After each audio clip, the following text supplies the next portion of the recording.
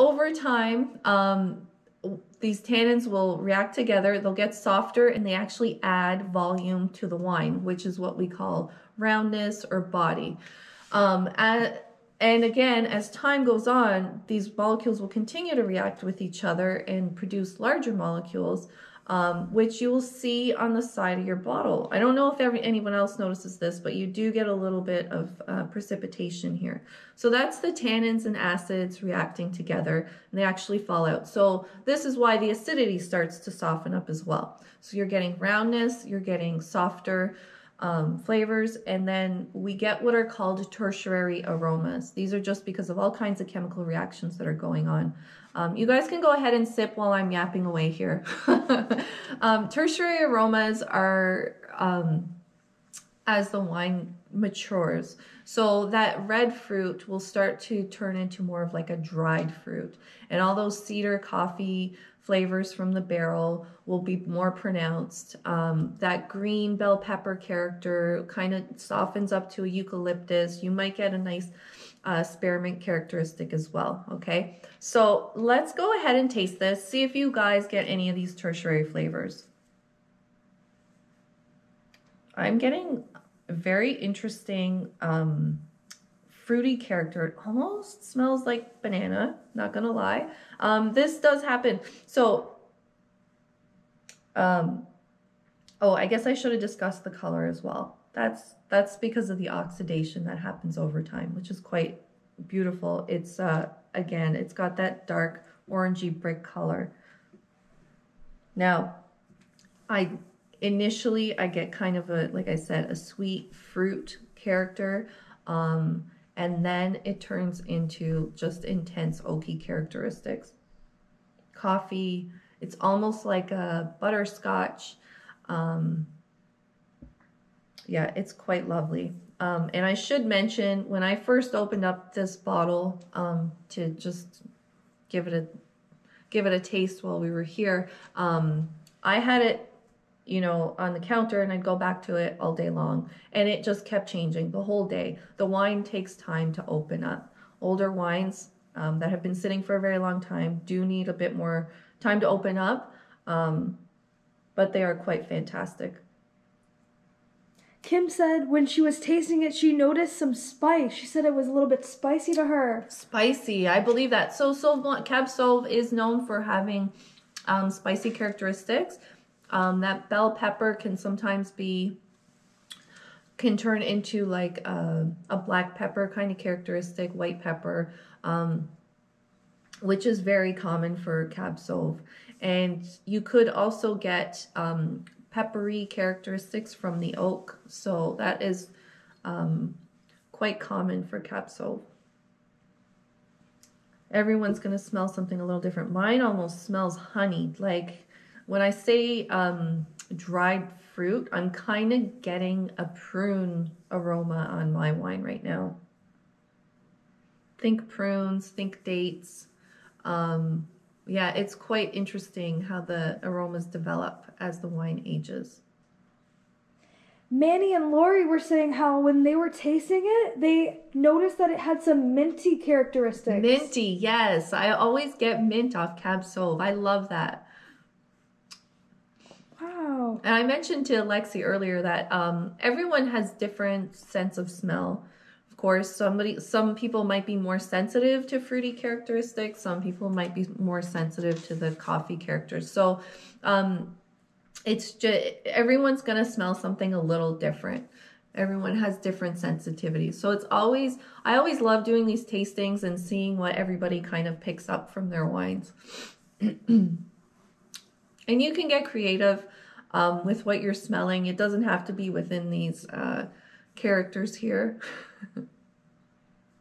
Because it's not very common that you would get banana kind of aromas off of red wine, like almost never. And that's what I'm getting right now. I'm getting kind of a little bit of banana, a prune character, and then all kinds of like coffee and butterscotch. Just keeps changing every time I go back to it. So how do we feel about this Cab Sauv? You can go on to the next. Karen was saying that she loves Cab Sauvs. In 2015, Yes. is her everyday choice. Yes. That's the one that you said you liked, right, Angela? It is my favorite. So just a little side note, if you guys ever work in a winery, you usually get to take home some wine. My wine of the month, when my wine allowance, I always get the Cab Sauv. It's so easy drinking. Love giving this wine away to friends and family. It's fantastic. Yeah. And I just read the other half of Karen's message. She said half of her cork fell into the bottle. Oh no, that's okay. It's not the end of the world. Is there anything that you would recommend, maybe, or that would just maybe add to the flavor? Drink it as quickly as possible. For the first little bit, it shouldn't affect the flavor that much. Like if it's sitting in there it happens all the time. If it's sitting in there for a little bit, it shouldn't affect the flavor too much. After probably a day, you might start getting a bit of that cork flavor in there. If it really bothers you, I've seen people put them through strainers, but I usually just let it, float in the glass. We have another question for you, Angela. How are these cases, how have they lasted so long? How have they lasted so long? Yeah, that's a great question. So I guess we should talk about wine storage. When you have a wine with cork in it, of course, always keep it on its side to keep the cork wet. If it's upright, your cork is just going to crumble. It's not, and the wine isn't sealed technically. The cork has to stay wet in order to expand and keep the wine closed. So all of these wines were actually upside down on a pallet in our temperature and humidity controlled warehouse. So this is how we were able to keep these wines for so long. And I'm not going to lie, when I saw 99 Cab Sauv, I did not think it would be where it was. I thought it would have been dead. But this wine, like I said, it's fantastic. And yeah, it's held up quite nicely. And I could give it another 5 years for sure. For sure. So another 5 years. So that's kind of the question that Kim was asking at the same time. She wanted to know how long can they sit corked. How long? Yes. Same question. Yeah. So once they're bottled, it completely depends on the wine. I always tell customers, I'm not just saying this to upsell. If you find a reserve wine that you really like, buy 3 bottles. And, after, just taste it every 5 years, or, taste one after a year, and then just kind of decide how much time you have on the next one. And it's completely up to you as well. Some people do not like the taste of an aged wine. They like the way that the wine is made in, the style of 2015. And that's completely up to you. I'm assuming the majority of us are wine lovers here, and we do appreciate how it changes, and that's the whole fun of it for some of us, is just, collecting wines and then opening them during a pandemic, of course, when you're not sure what's going to happen tomorrow. So yeah, it's kind of fun to do it that way. So I always suggest, if you find a really nice reserve wine, buy at least 2 bottles, if not 3.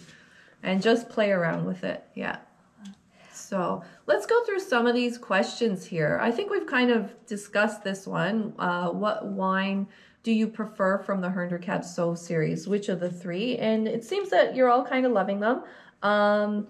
But definitely feel free to make comments here. What is something interesting that stuck out for you guys today during our tasting? Were you expecting the 99 to taste like this? Actually, I want to throw this out there. How many of you have tasted a wine this old before? And if so, is it what you expected? Because some people, I know, honestly, I've probably, even though I'm in the wine industry, I've probably only tasted maybe 10 wines this old, if that. It's hard to hang on to them, and if you do, you only open them for a special occasion. So that is true. Yeah. And Kim had another question, really, really good question. She said, how long can they sit after they're opened? After they're open, that's a great question. Corked and the uncorked ones. Right. We were discussing this today. Now, the reserve from the previous bottle that I had opened, after about 3 to 4 days, and this was just like the cork back in it, in our lab, which is a bit cooler. It's about 60 degrees in there. After about 3 to 4 days, it kind of did change. With these two, you could probably push it to 5. Just keep the wine sealed. But again, that's when I would stop drinking them.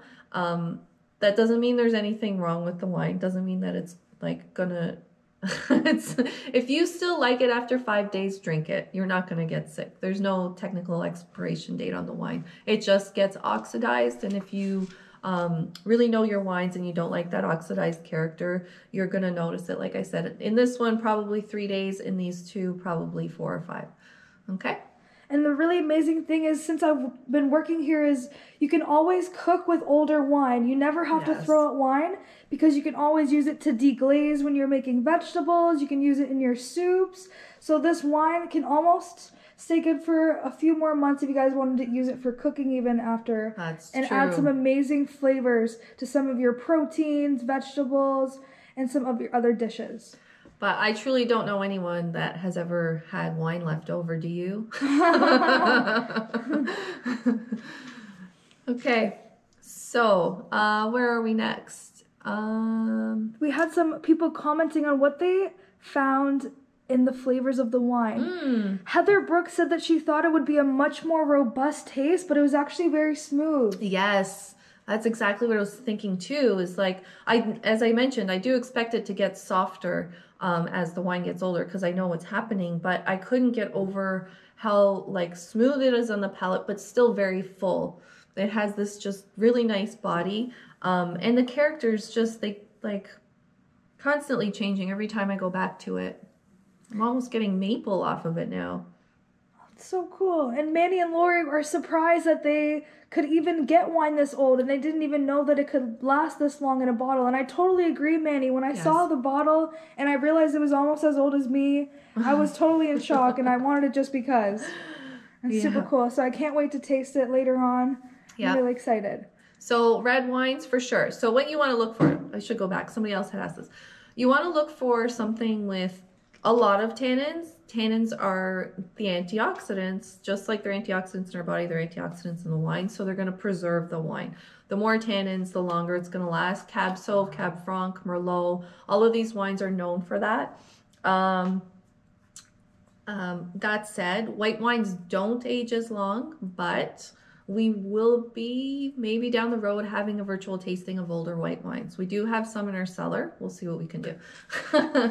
They don't age as long, but white wines and red wines with acidity, it does the same thing. It preserves the wine, and you know that's what's reacting with the chemicals, so that it doesn't go bad. So acidic wines, high tannic wines, and the alcohol kind of plays a part in it. You want it to be higher than 12%, and it will age a little bit longer that way. Yeah.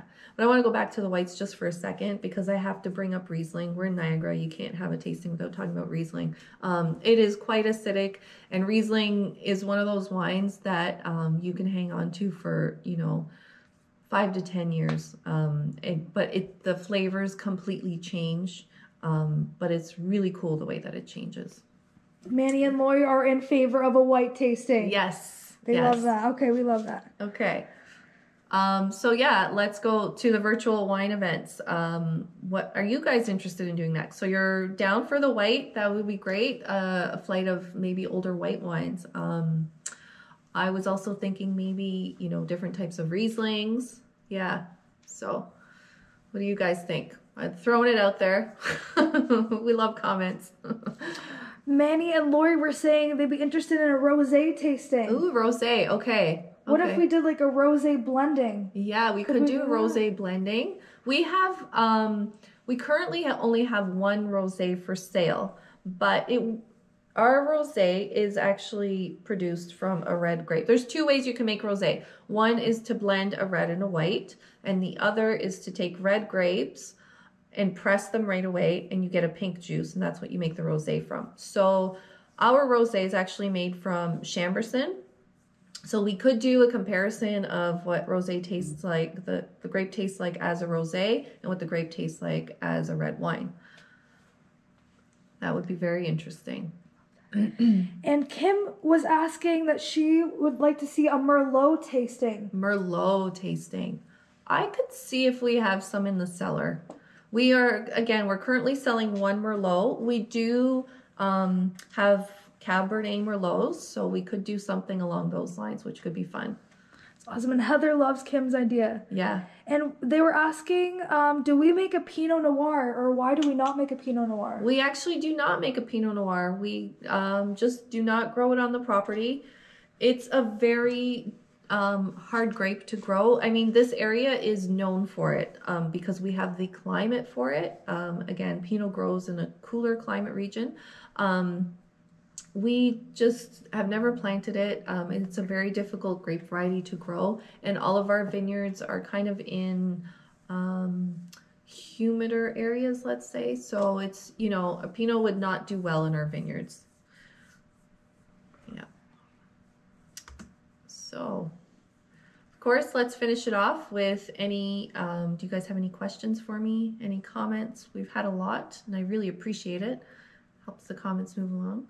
Manny and Lori just asked, what about a tasting with some of the untraditional wine blends like green tea? Oh, that's a good idea. So we had a green tea Gewürztraminer, traditional wine blends, and we do a few of those. Non-traditional wine blends, sorry. Playing off of that, we can always do a fruit wine tasting, which would be fun. If you like sweet wines, we are slightly known for our fruit wines. They are all dessert wines, but they're delicious, and as a winemaker, they're fun to make. You're still making wine, but it's a totally different style, which is really interesting. And we do have our rhubarb is actually on sale this month, right? Yes. Yeah, so our rhubarb is $2 off. Quite different wine. I mean, it tastes like rhubarb, like you would expect, very, very tart, but we do it in a sweet style, a dessert wine style. It's fantastic. Yeah. Amazing. Manny and Lori were saying that we have an amazing port style wine. The Caloriso. Oh, you have a port style wine. Yeah. Is that our Caloriso? We have our Caloriso. It's technically a sherry because it's made from white, but I think of it as a port as well. It's a fortified wine, and it's a little bit sweeter, and it's fantastic. We don't have that much of it left. I keep trying to get Angel to put it on sale, but she's like, we don't have too much left. So, and we're not really sure if we're going to be producing it down the road. So if you have a bottle, yeah, it's great wine. If not, it does age really well. Yeah. And Kim had another really great question. She wants to know, what's the best-selling wine that we have? Oh, our best-selling wines are our Baco Noir and our Vidal. It does have a lot to do with price point. These are the least expensive wines on our list. And the reason we are able to do this is because they are hybrid varieties. So let's just talk about hybrids for a second. They're varieties that are a cross between a French variety and a North American variety. So it makes it more able to grow in our climates, which means we can crop them a little heavier. So in the end, we're getting more grapes per acreage, and they're super ripe. They grow really well in this area, so we're able to make fantastic wines, a little bit more of it. And because of that, we're able to give it to you at a reasonable price. Yeah. That was such a great question, Kim. Thank you. Thank you, Kim. And Heather said that she loves our Baco Noir. Oh, thank you. Yeah, we are very well known for our Baco Noir. Again, it's a different grape variety. It doesn't taste like these, like your vinifera's. It has, I like to describe it as kind of like a cherry Coke and tobacco, like all these weird characteristics to it. And it's super soft on the palate. It's a very easy drinking barbecue wine. Yeah. So, we all there? Okay. So, yeah, go ahead, ask a few more questions. Just our last slide here. I want to thank you guys again for joining us. We really appreciate this. We would love you to come back for any other virtual tastings we have. Again, don't hesitate to comment. We have included in your package the recipes to go with each one of these wines. If you do happen to make a recipe, we'd love it if you posted a picture on social media with the wine. If not that one, you know, definitely post us a picture you enjoying any of these wines on social media and tag us. We really appreciate it. Yeah, we're really happy that you joined us for this event, and hopefully things will open up soon. I got my shot today, yay! Hopefully we're all getting vaccinated and we can get together again, share a glass of wine. I'd really love that. I'd love to meet all of you in person. Yeah. Thank you very much. Yeah.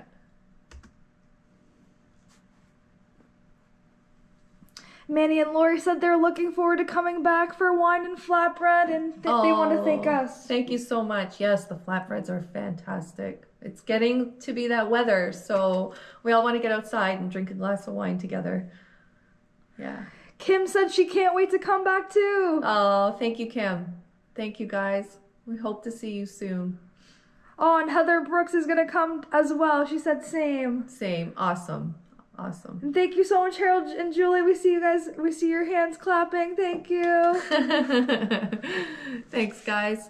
And if you guys have any questions or comments or ways that we can make our virtual event better for the next time, we would love to hear it. Either message us on Instagram or Facebook. Yes.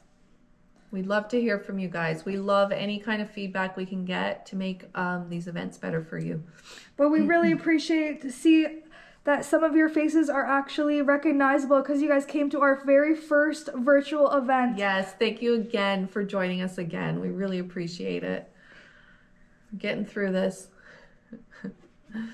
All right, guys, thank you so much. I think that's it for us. No more comments or questions. Again, if you do think of something after, don't hesitate to ask us online. I will definitely reply to your comments.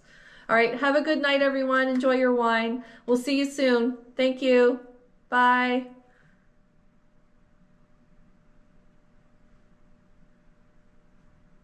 Oh, that was perfect. Yes. Oh my God, that was How so did it go? awesome.